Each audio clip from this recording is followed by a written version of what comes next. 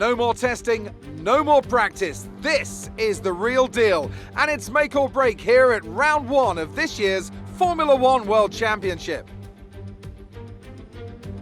We go racing today around 3.36 miles of the magnificent Bahrain International Circuit, with 15 corners and 2 good passing opportunities into turns 1 and 4. Keep an eye out for drivers locking the front left tyre into the tricky braking zone of turn 10.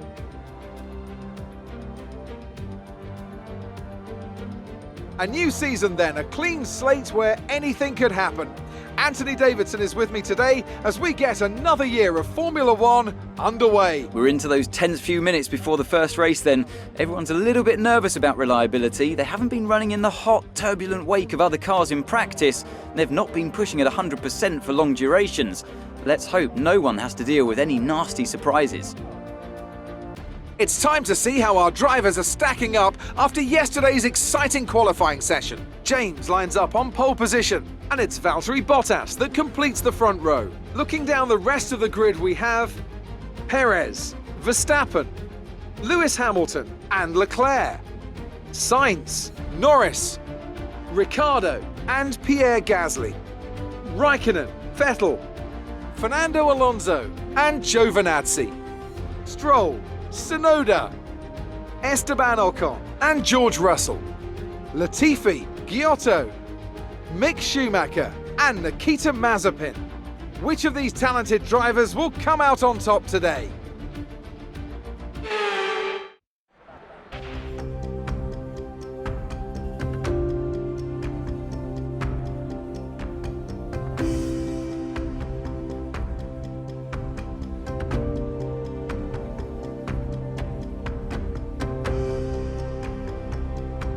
Hello folks, and welcome to this, a very special edition of Paddock Pass. As you can see, there's no pit lane behind me, and as you can hear, no roar of engines, and that's because they've set me free from the F1 paddock to escape here to the countryside and to the headquarters of Formula One's newest team. Now, it's not every day we get to pull back the curtain and look behind the scenes at an F1 team. Rarer still that we get to talk not only to the team owner, but also the team's lead driver. But what makes this place extra special is that the owner and lead driver are one and the same person.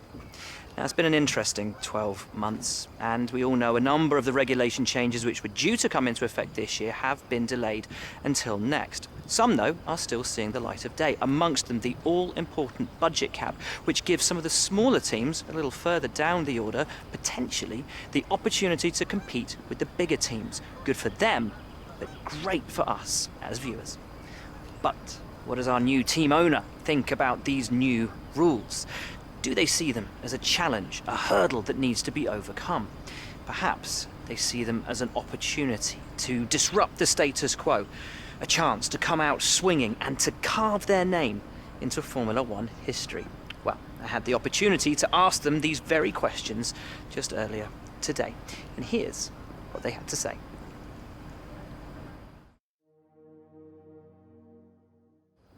Thanks so much for the invitation to your HQ. Let's have a little chat about the team's performance this season. In a recent interview, you spoke on the topic of mental health in sports, and you mentioned you were initiating a mental health program at your team HQ. What drove this decision?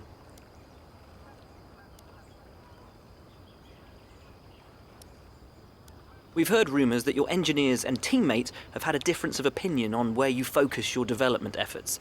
As someone with experience as both the team manager, a recent survey found that your staff have the highest employee satisfaction of all the F1.